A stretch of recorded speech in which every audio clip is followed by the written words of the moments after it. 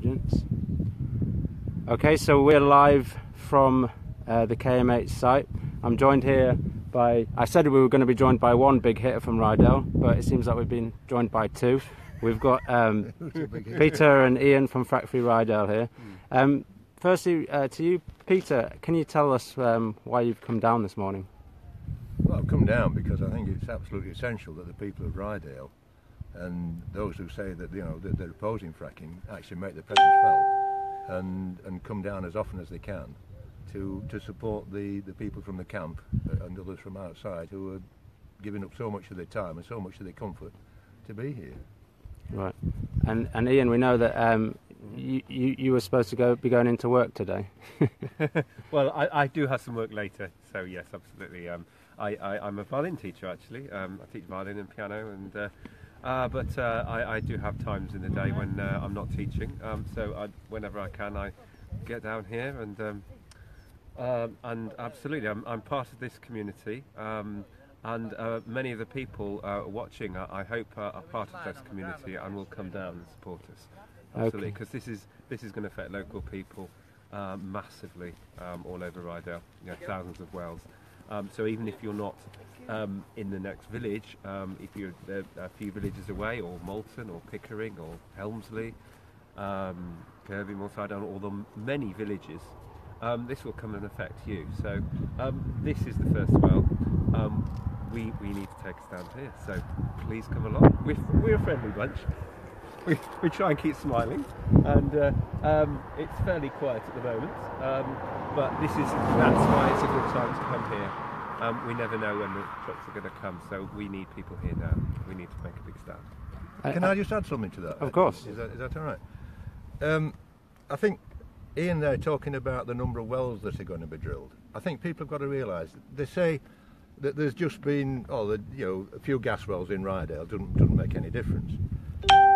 Since 2000, there have been 11 gas wells drilled in the whole of North Yorkshire, not just Ryedale, in the whole of North Yorkshire. That's in 17 years. Third Energy alone have said that they could drill up to 950 wells in the next 10 years. I mean, we're talking about an industrialisation here. We're not just talking about a few odd wells scattered around in the fields. We're talking about a massive number, and that is just in Ryedale. And Peter, you're going to go head to head with the fracking industry in a debate that's coming up. I am, yes. Can you tell us a bit about what's going to happen? Well, as far as I understand, I mean, I've had one conversation with Radio York, and I've seen a sort of programme sent by one of the members of Frack Free Ryedale. And it seems as though there's going to be a 3-hour programme on Radio York on Friday morning, starting at 9 o'clock and ending at 12. It's going to be in the form of a phone-in for the first hour, and then there's a debate and questions between myself and Simon Bones from Friends of the Earth. Literally in that last sentence it dropped out. Okay, so we're moving the camera a little bit so we can pick up again. Terrible reception around here. We'll have this nice backdrop of the first caravan in the new camp. So Peter, you were saying about the debate, and I don't know where the viewers lost us, but so it's Friday coming up. It's Friday, basically it's Friday 9 till 12 on Radio York, and it's myself and Simon Bones debating with two people who supported the fracking. And it's unclear at the moment who those two people are, but I think we can assume that one of them might be Lorraine Allinson, who seems to be the only vocal supporter of fracking in Ryedale. Are we assuming that she might be one? I think, well, I've been told that she is going to be one, but that hasn't actually been confirmed yet.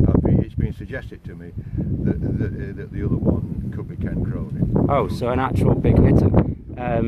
So that should be interesting listening on Friday morning from 9 o'clock. Possibly Lorraine Allinson, possibly Ken Cronin, but definitely Simon Barnes from Friends of the Earth and Peter Allen from Frack Free Ryedale.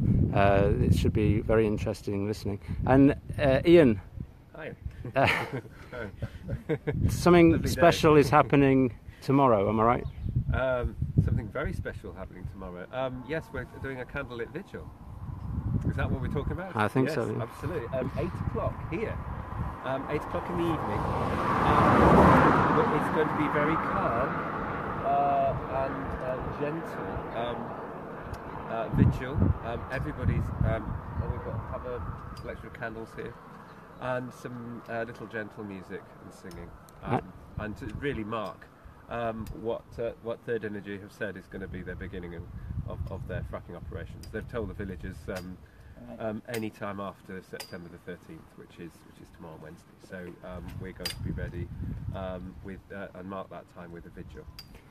So we can expect some silence, some music, maybe some prayer. We hear that the vicar from Kirby Misperton is going to join us, and I think she's going to lead us in a prayer. There's also somebody coming who's trained in the Native American tradition, and she's going to do a ceremony to protect the water. I think it's going to be an amazing evening, and hopefully we'll set the tone of the campaign to come. And I think when we just at the end of this video, Ian, you're going to give us a little preview of some of the music that we can expect. Yes. But just before we do that, Ian normally does this live stream, but I'm subbing him.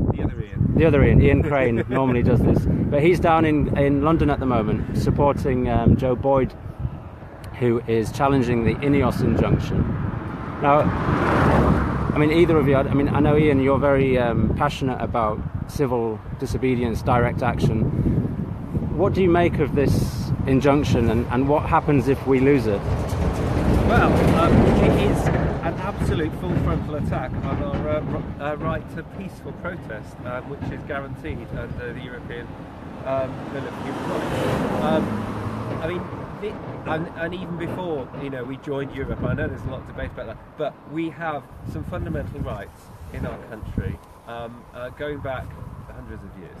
We have rights to peacefully protest, to peacefully assemble, and if necessary, cause some level of disruption to the focus of our protest. In this case, it's Third Energy, and when we've exhausted all sorts of processes, for instance, working through our district and parish councils, and when we've got to a place where in our case, the county council, they haven't listened to us. This is our only way of demonstrating. And now INEOS have used their massive financial muscle to get an injunction. Now, an injunction, it is a really expensive process. It's not something like you and I can do. So it feels like it's a big corporation basically trampling on our rights. I understand that they want to outlaw slow walks. Well, that's been judged lawful in the courts. There are other issues about where we congregate. We are congregated peacefully here beside the highway. We should be able to continue to be able to do that. What is more important? Our rights to peaceful protest, or the rights, the so-called rights of a corporation to trample on communities? And Peter, I may be wrong, but I don't believe that you've ever been involved in protest before. No. Can you tell me what brought you to this particular movement? Yeah, I can tell you exactly what brought me to this movement. It was going to hear a talk and see a film by Ian Crane at Gilling Village Hall.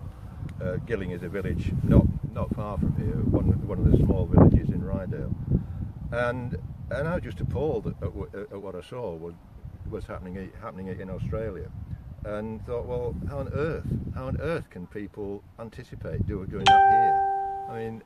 People can't see from the video where we're standing. Obviously they can see the caravan, but the sort of wider picture.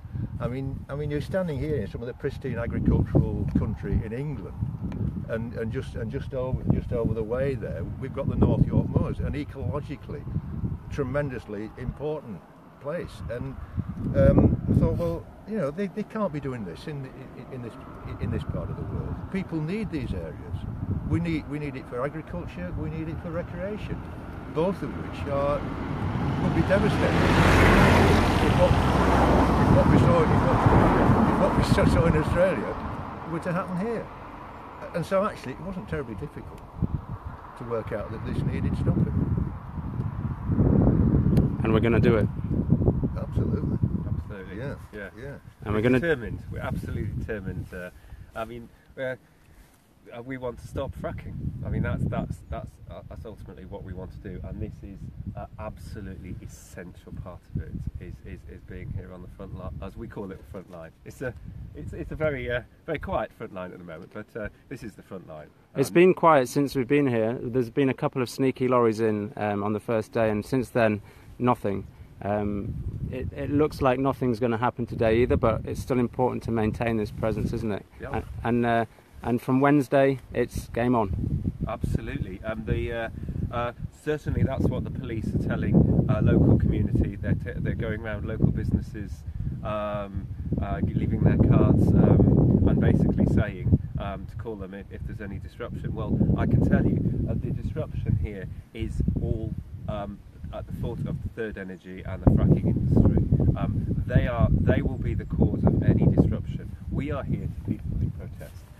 We stay at the side of the road. We keep off the highway. We are protesting at the entrance. At the entrance. That is where the focus of it is. We do not want to disrupt the local community. It's Third Energy, and whenever they try and paint protesters as causing disruption, we have to remember who is causing disruption, who is wanting to frack our country. And when they call us unwashed anarchists, just take a look at these two. Well, thank you. Thanks very much. So tomorrow hopefully will set the tone of the coming campaign. It's going to be peaceful, calm, prayerful, and if everybody can come down with their own candle, or we can provide some, I think it's going to be a beautiful evening. And to see us out, Ian, you've been practicing not very long, but you've been practicing a song that you're going to share with us. So. Yes, this was shared with me yesterday. I'm still learning it, but I think it's just a beautiful song. I'm keeping out the way. All right. A bow in my eye. I'll play it first.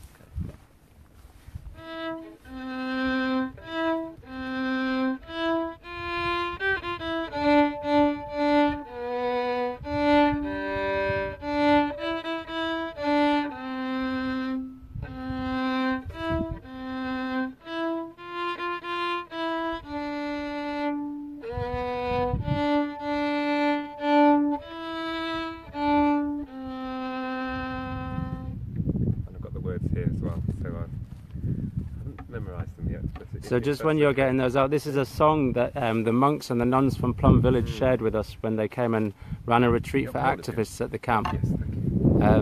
And this is one of the songs that they sing when just before they set off on walking meditation. The mind can go in 1,000 directions, but on this lovely path I walk in peace. With each step a gentle breeze blows, with each step a flower blooms. Beautiful. And so we'll see as many as you can at 8 o'clock tomorrow, KM8. And for those who can't make it, we'll be doing another live stream, 8:30 in the morning, every morning. Thank you.